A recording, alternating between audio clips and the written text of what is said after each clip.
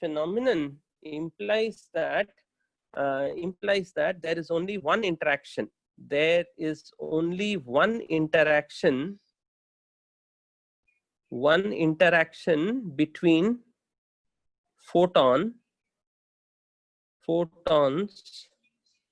and electrons. There is only one interaction between photons and electrons. Multiple photons are not able to interact with the electrons. Now, if light was an energy, there would have been continuous particles on the electrons and they would have absorbed enough energy to escape. So this was not happening. So this kind of gave a solid foundation to what Planck was trying to say, that light consists of energy particles, and then again the quantum of energy in each particle is equal to h nu, and this is what gave rise to the quantum theory. And from there the quantum physics developed. In quantum physics we basically treat light as a particle, but in reality light has dual nature. And this was also proved later. Proved later that not just light, even electrons have dual nature. So from there they concluded that it is not just that, it is matter in fact which has dual nature. And the fact that matter has dual nature, there is a wavelength associated with every matter, or there is a wave associated with every matter. Now this is what gives us the next concept, that is the dual nature of matter. So de Broglie proposed this, and according to de Broglie proposed the dual nature of matter.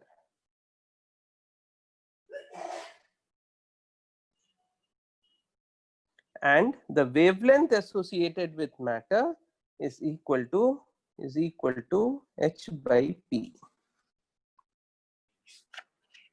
Okay, the wavelength associated is equal to h by p, where what is h? H is Planck's constant, and then what is p? P is the momentum of the body.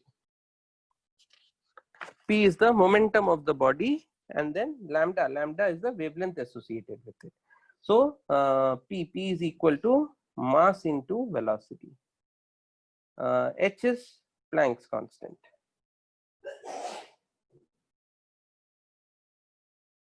Lambda is the wavelength associated.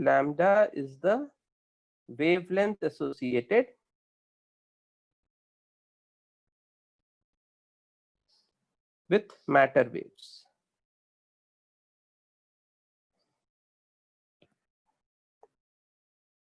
Okay, so specifically there is a phenomenon called diffraction.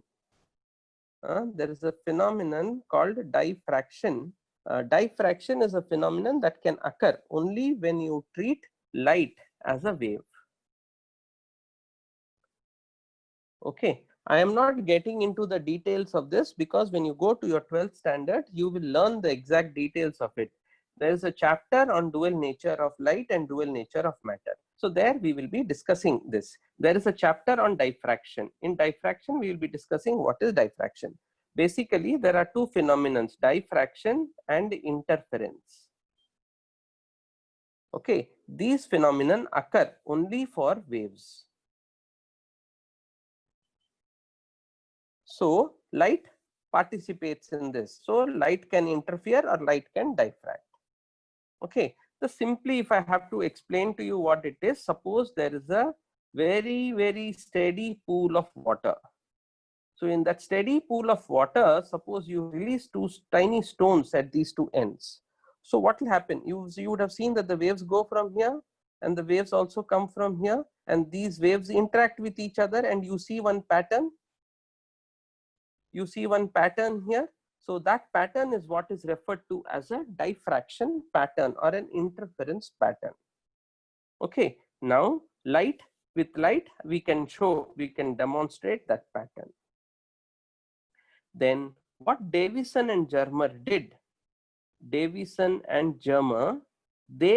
demonstrated that with electrons also you get to see such patterns. That means what?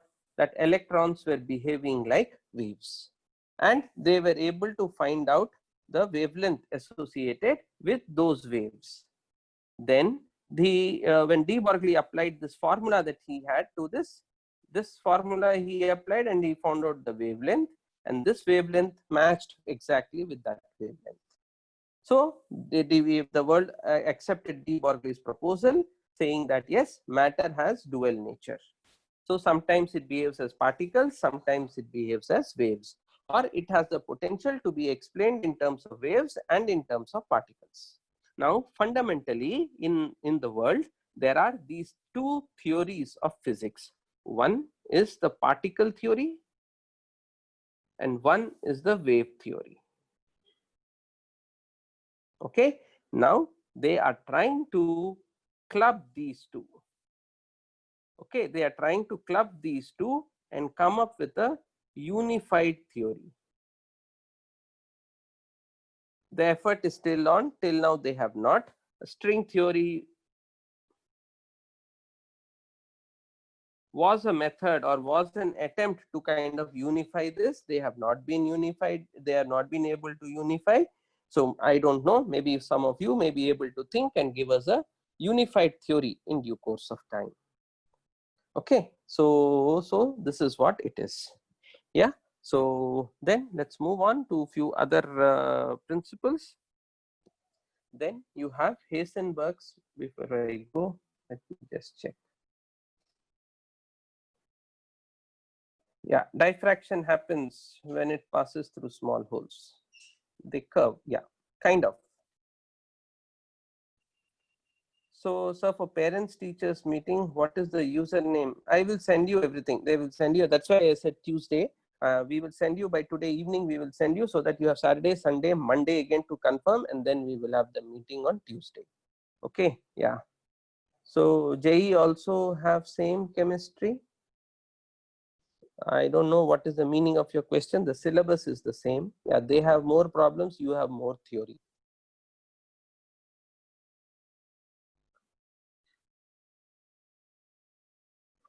Yeah, so that is a limitation. For D block elements, you can't write valency. So we have to understand that. Yeah, for D block elements, you can't write valency. It's very difficult. Only for S block, you can write clearly. For P block also, you can write clearly. For D block, you can't. And if you see, most of your elements which have variable valency are there in the D block. Yeah, so those are the patterns that we have to see and learn. Yeah. No, you can't write. You can't write. You just try to write. You'll make a mistake, but don't worry about the mistake. You won't get a gold medal because I won't be giving gold medals to anyone.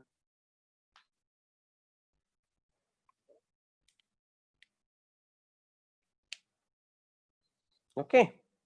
Yeah. So here is a question.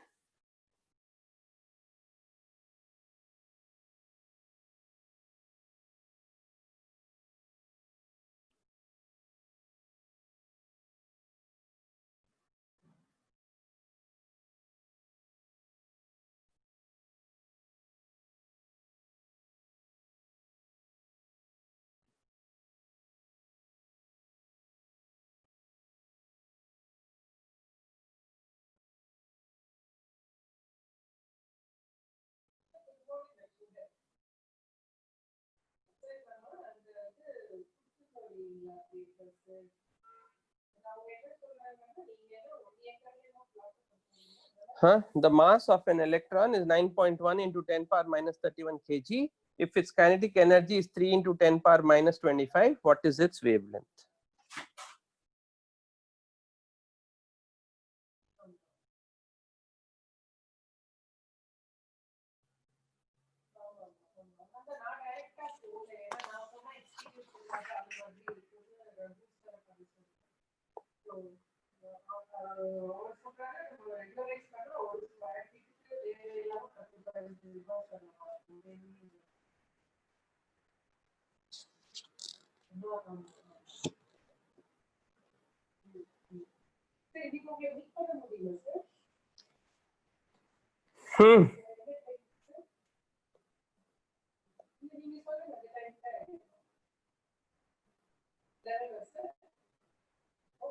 No mark related meeting. It is only about general things. Okay, it is about general things, how to read, what to read, and so on. Nothing to do about marks. Marks will come only after few days.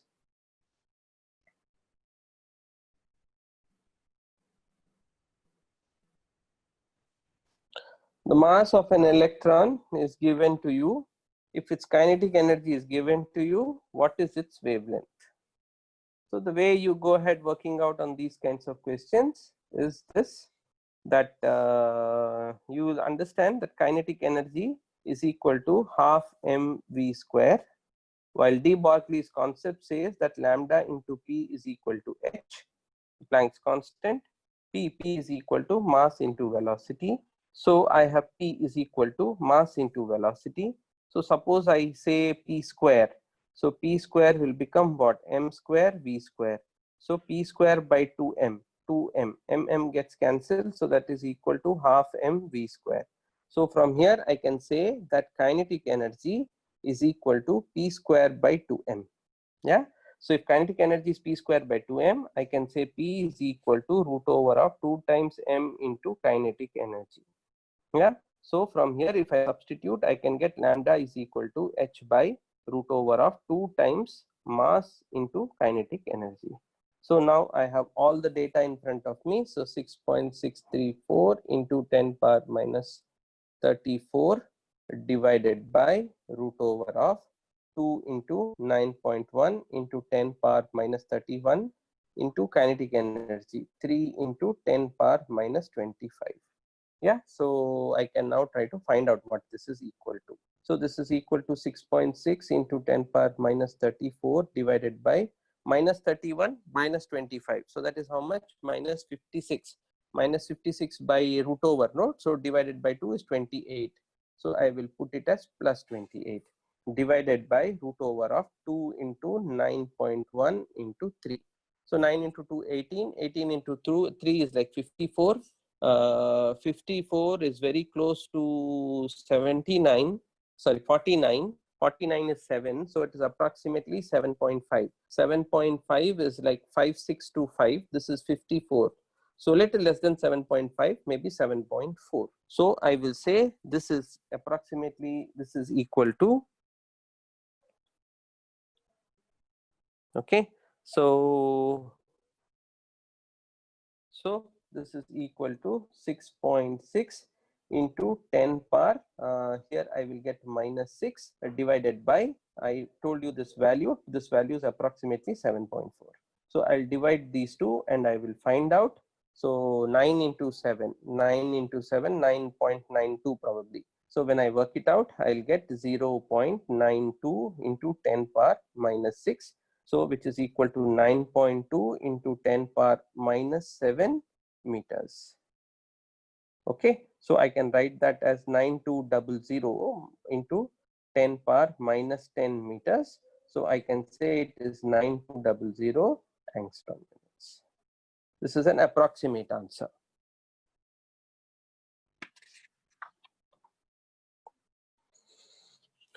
This is an approximate answer.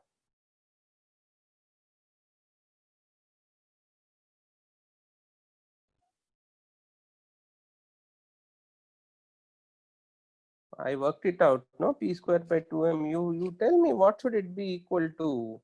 You're waiting for me to write something and then you are thinking, how does 10 power minus 56? So you tell me what it should be, Abhinaya. I have no problem. You please tell me 1 upon 10 power. Please tell me how it is. You all have to think. This is not something that I can do. Tell me how much is 1 by root over of 10 power minus 58. How do you work it out? Okay, so the moment you have root over, this will become half. So this is equal to 1 by 10 power minus 29. Okay, this 10 power minus 29 goes to the numerator and it becomes 10 power 29. Then you have 10 power minus 34 into this much.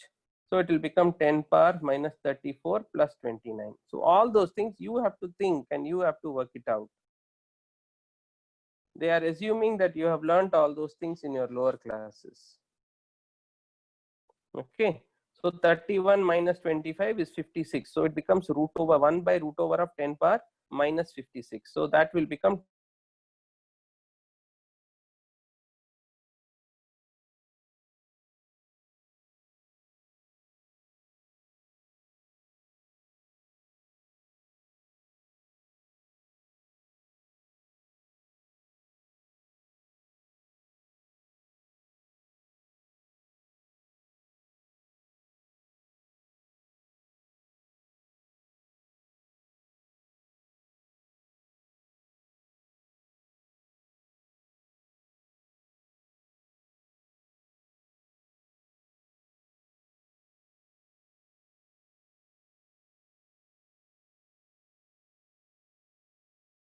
wanted the proof for the p square by 2m.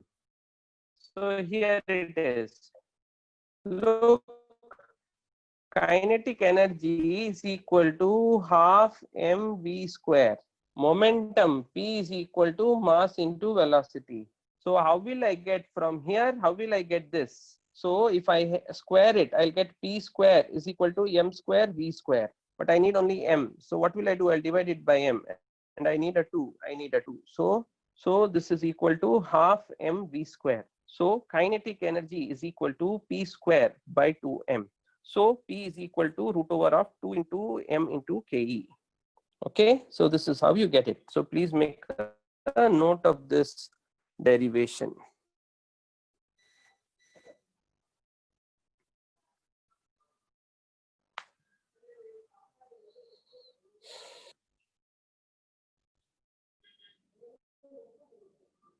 Okay, is this understood? Then we will go here. Please explain to yourself.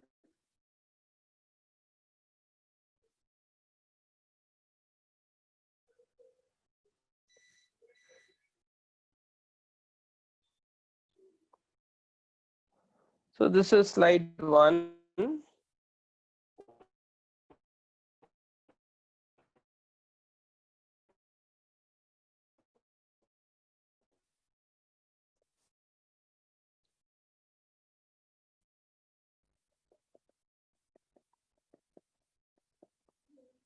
This is slide 2.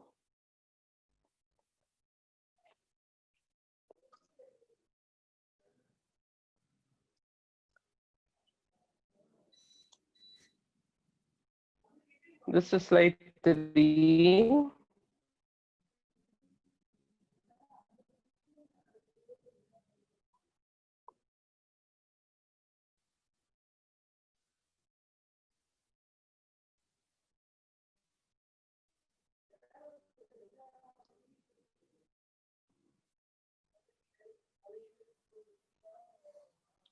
This is slide 4.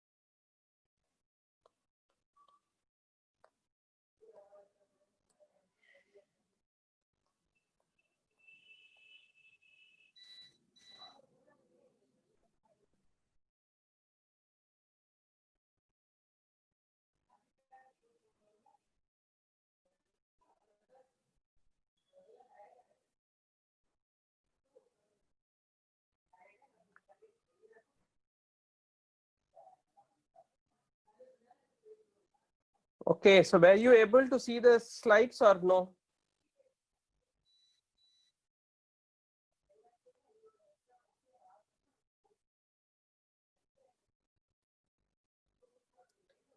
Yeah, Pavan, it is correct. What you got, 8910 angstrom units is correct.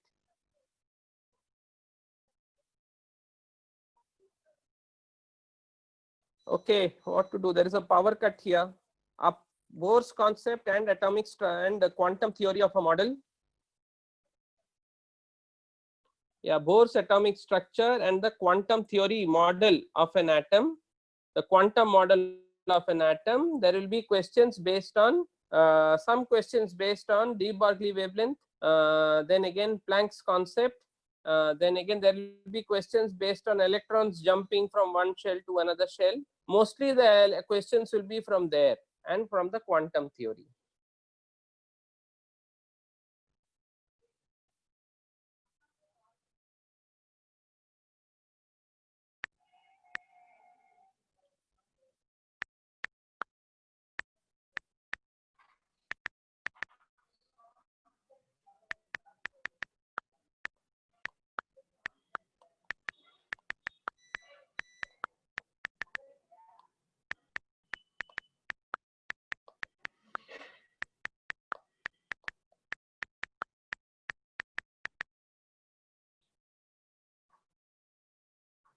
Yeah, so let me just check.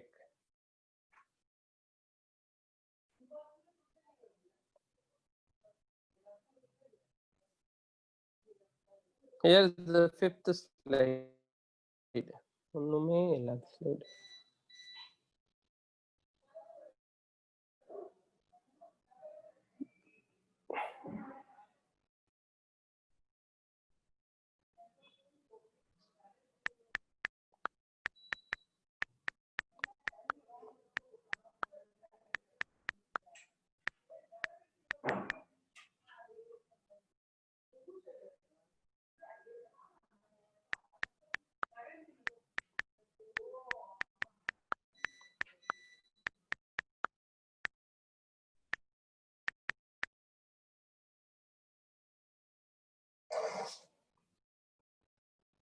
Yes, all the concept from Bohr's theory is in test.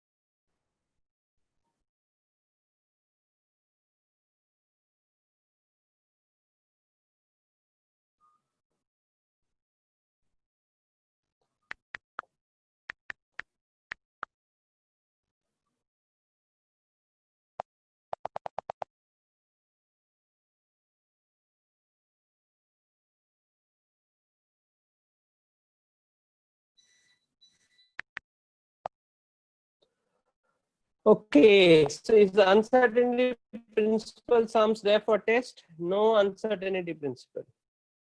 Uncertainty principle. 4 and 5, slide 5, here 4. Problem, and then we wrote the solution for that.